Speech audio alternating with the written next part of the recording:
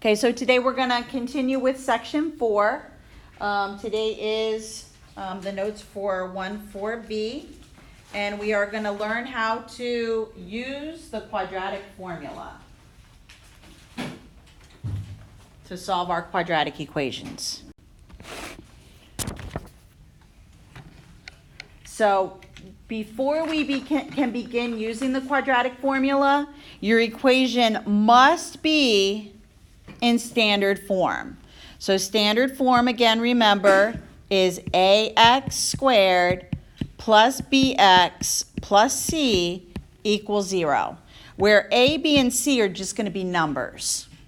You're going to need to memorize this formula in order to use it. Now, when you take the test, I am going to specify which method I want to see you solve or use to solve. So some of the questions are going to say, solve this using factoring, or solve this using completing the square. And you will have to demonstrate the method on the test. Now, some of the questions may just say, solve, and then you would get to pick whatever method you want. Okay, so technically, every quadratic equation could be solved using the quadratic formula. So when you go to take the SAT or the PSAT, if they give you a quadratic equation, so an equation where the biggest exponent is an x squared, you can use the quadratic formula to find what x equals.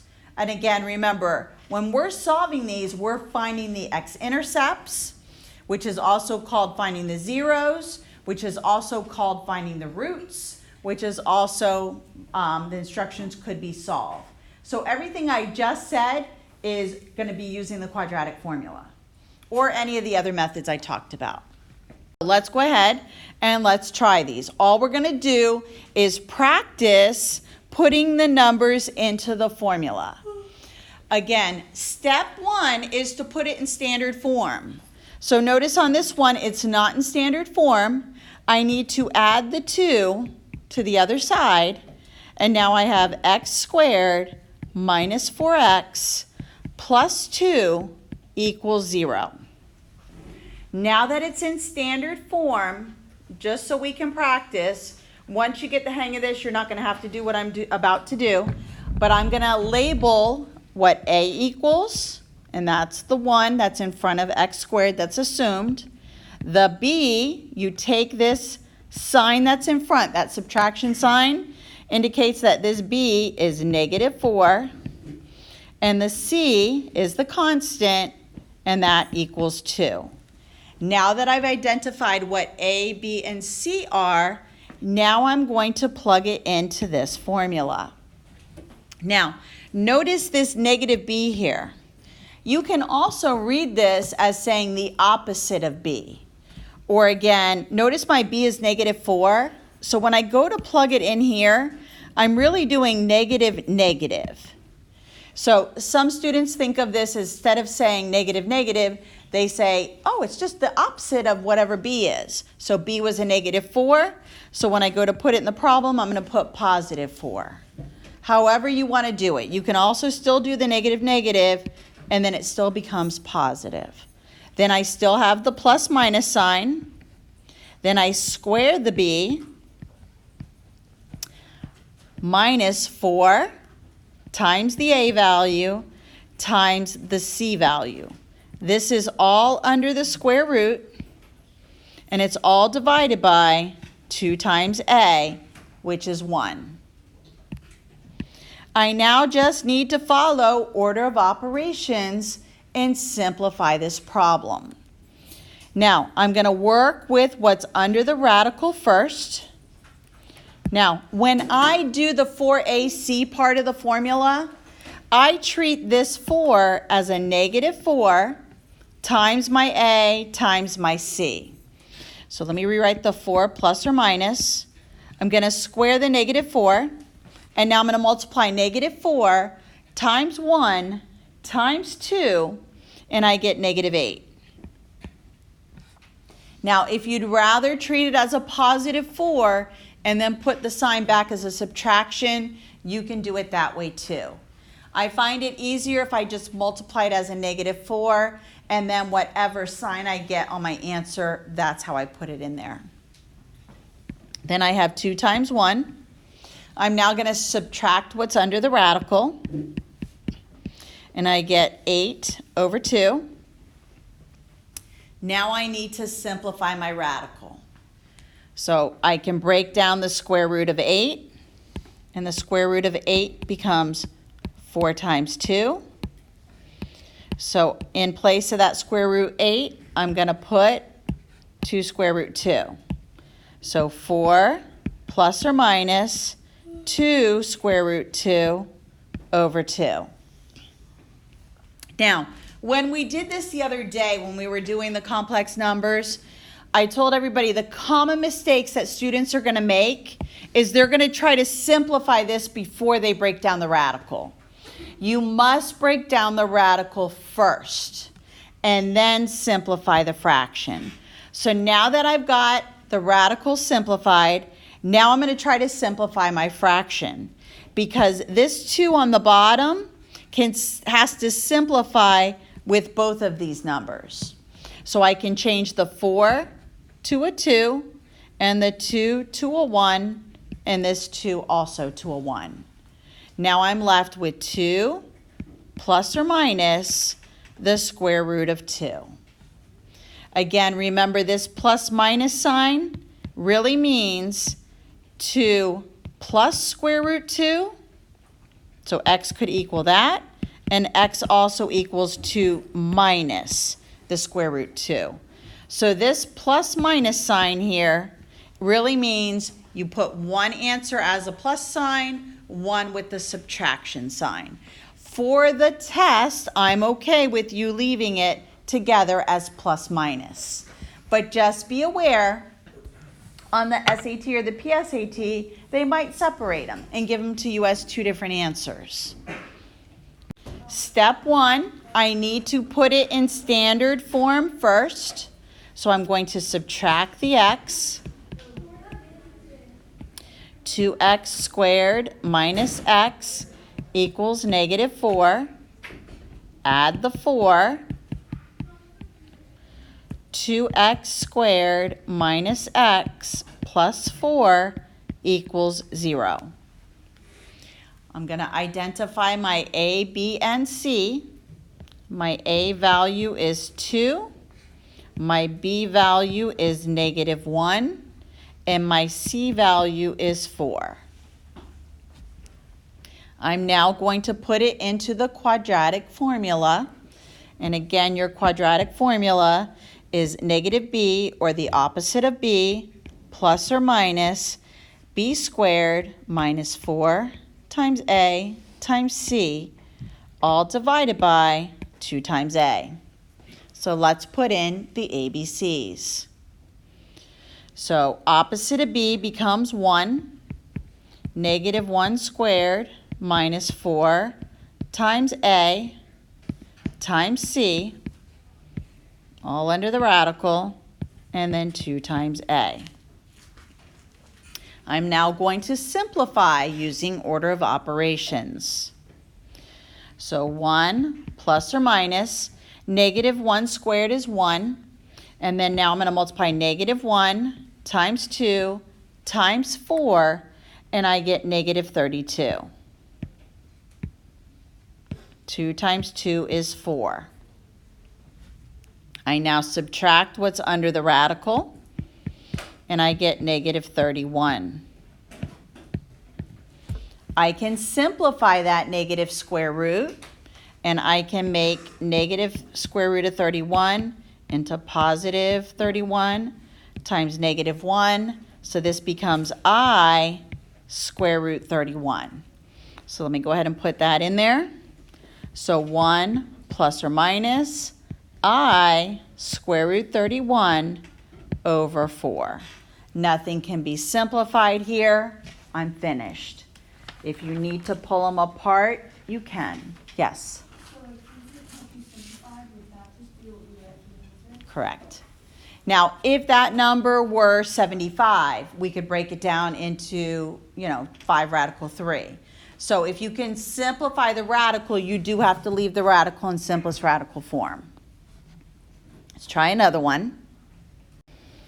Again, step one is to put it in standard form, but hey, oh look, it's nice, it's already done for me. So let's go ahead and identify A, B, and C. So A is 1, B is -3, and C is -2. We're going to plug it into the formula.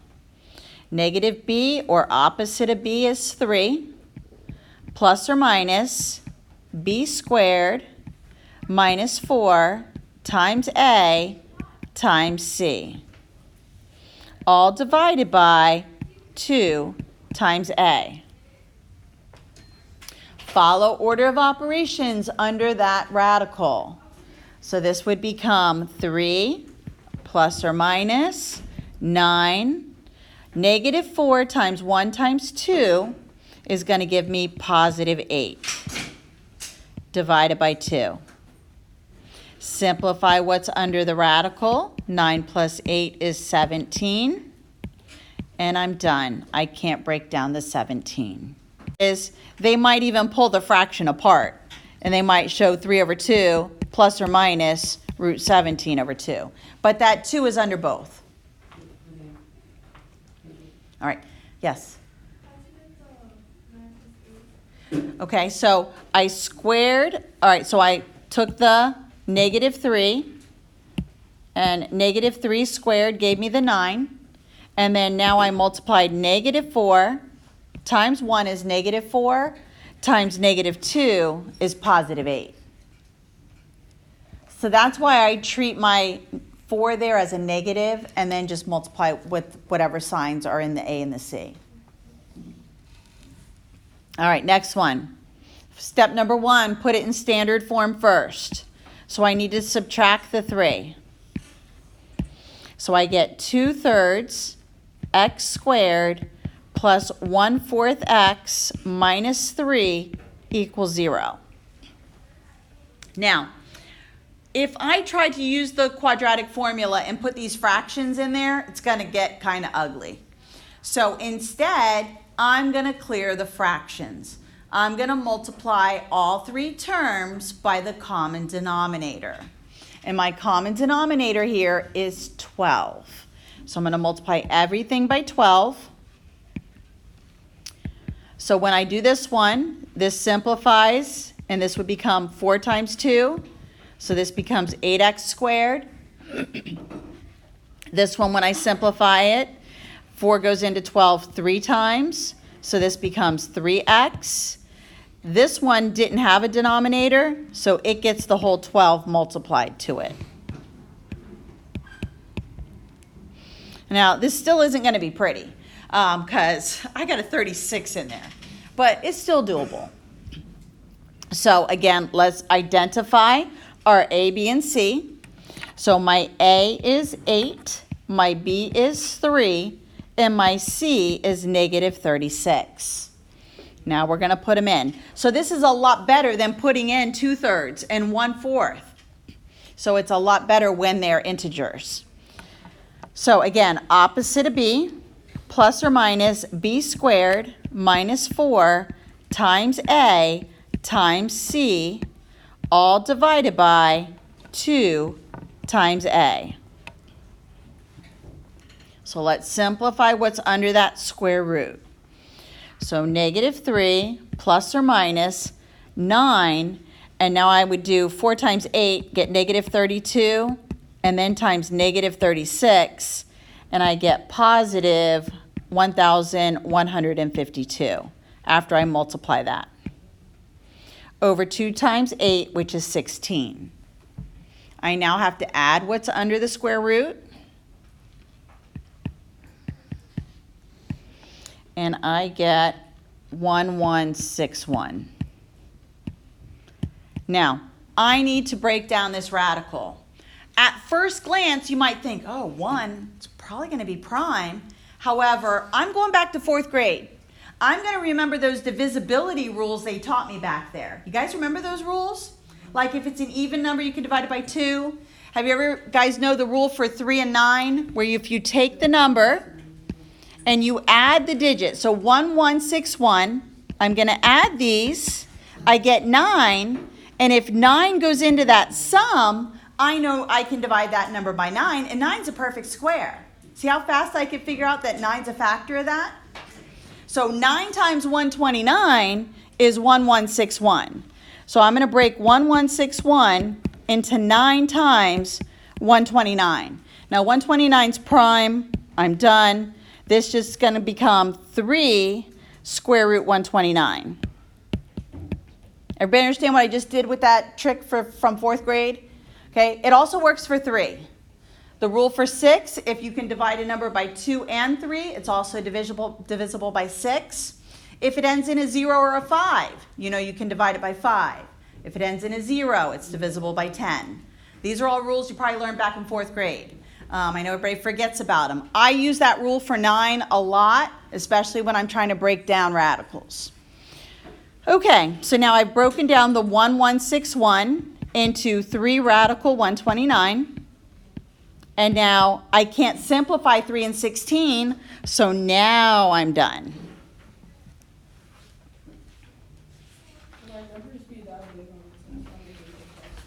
On the quiz, no.